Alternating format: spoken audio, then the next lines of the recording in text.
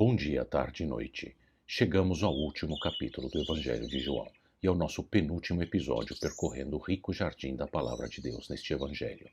No final do episódio anterior, nos versos 30 e 31 do capítulo 20, vimos que Jesus fez vários milagres além daqueles que João registrou, que tem como objetivo que creiamos que Jesus é o Cristo, o Filho de Deus, e que crendo tenhamos vida em seu nome. E como lemos Jesus dizer em João 5,36, eu tenho um testemunho maior, o que de João Batista, a própria obra que o Pai me deu para concluir e que estou realizando, testemunha que o Pai me enviou. Todos os milagres estão associados à palavra de Jesus, que lhes dá os significados, todos os quais no próprio Evangelho de João. Ou seja, não precisamos adivinhar o significado por trás de cada um dos milagres, ou sinais, como João os chama, ou andar procurando o significado em outros evangelhos, pois Jesus nos explica no próprio Evangelho de João cada obra que o testemunha como Filho de Deus. O primeiro milagre foi a transformação de água em vinho no começo do capítulo 2, que foi seguido pela palavra de Jesus em João 3, dizendo que se o homem não nascer de novo da água que purifica e do Espírito que dá vida, não pode entrar no reino de Deus. O segundo milagre foi a cura do filho de um oficial do rei, em João 4, de 49 a 53, onde a palavra de Jesus afirmou o propósito da sua obra, que é o de crer nele como creu o oficial e toda a sua casa.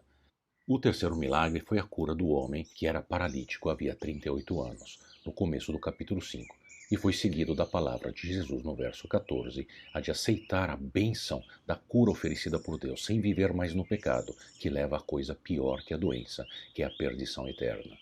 O quarto milagre foi Jesus alimentando os 5.000 em João 6, dos versos 9 a 13, que foi na sequência seguida pela palavra de Jesus dizendo que ele é o pão da vida, pão que sacia para sempre e jamais perece.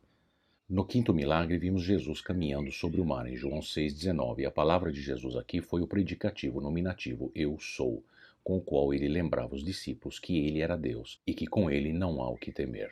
O sexto milagre foi o cego curado no tanque de Siloé, no começo do capítulo 9, onde a palavra de Jesus foi explicar que as obras de Deus se manifestam também nas doenças, para que as pessoas sejam lavadas e passem a enxergar. E mais adiante no verso 39, dizendo que ele veio em juízo para tornar cego o mundo que acha que vê e dar vista aos que admitem que não veem. O sétimo milagre foi a ressuscitação de Lázaro em João 11, com a qual Jesus proferiu uma das suas palavras mais impactantes no versos 25 e 26. Eu sou a ressurreição e a vida. Aquele que crê em mim, ainda que morra, viverá. E quem vive e crê em mim não morrerá eternamente.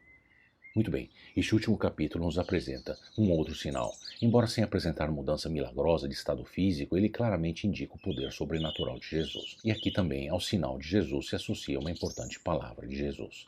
Veremos o sinal nos versos 1 a 14 do capítulo 21 e a palavra expositiva de Jesus nos versículos 15 a 19.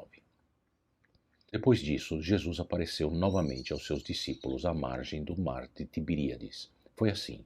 Estavam juntos Simão Pedro, Tomé, chamado Dídimo, Natanael, de Caná, da Galiléia, os filhos de Zebedeu e 2 outros discípulos. Vou pescar, disse-lhe Simão Pedro. E eles disseram, nós vamos com você.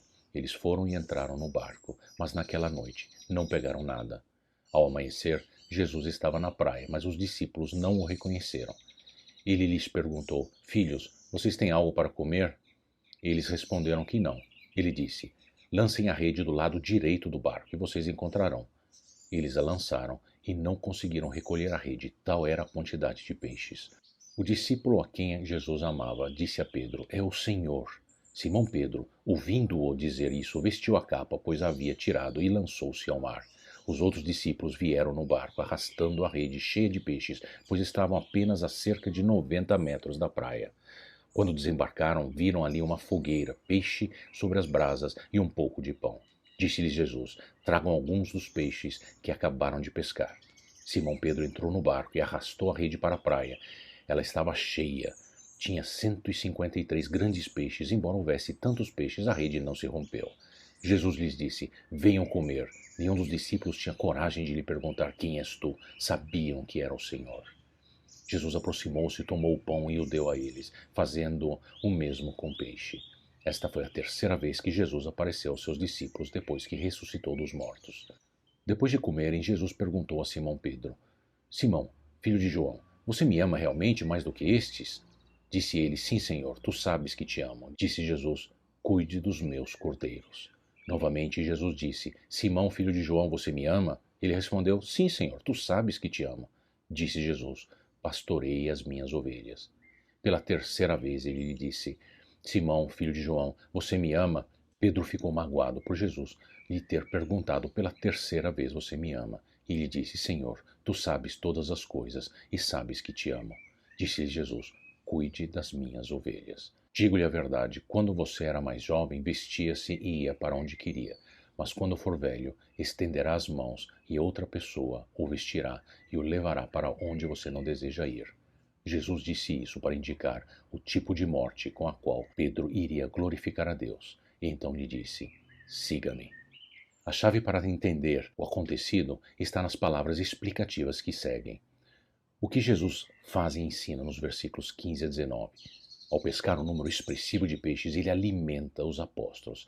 Eles tomam café da manhã juntos. Qual é, portanto, a sua palavra ou comando aos apóstolos? Cuide dos meus cordeiros, no verso 15. E o que isso significa? Jesus com frequência se referia a ovelhas e cordeiros. Lembre-se de João 10:11. Eu sou o bom pastor. E em João 10:27, as minhas ovelhas ouvem a minha voz e eu as conheço e elas me seguem. Pessoas que amam e seguem Jesus são ovelhas e ele é o bom pastor. Jesus quer que os apóstolos as alimentem, cuidem, ensinem com a sua palavra. Verso 15, cuide dos meus cordeiros. Verso 16, pastorei as minhas ovelhas. Verso 17, cuide das minhas ovelhas. E verso 19, siga-me.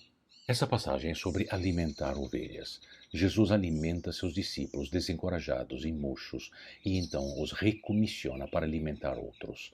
A pesca que obedeceu à orientação de Jesus foi puramente ao benefício dos apóstolos para enfatizar que Jesus vai prover para eles quando eles saírem para alimentar outros. Jesus não precisava da pesca, ele já tinha tomado o café da manhã que ele mesmo preparou no ato.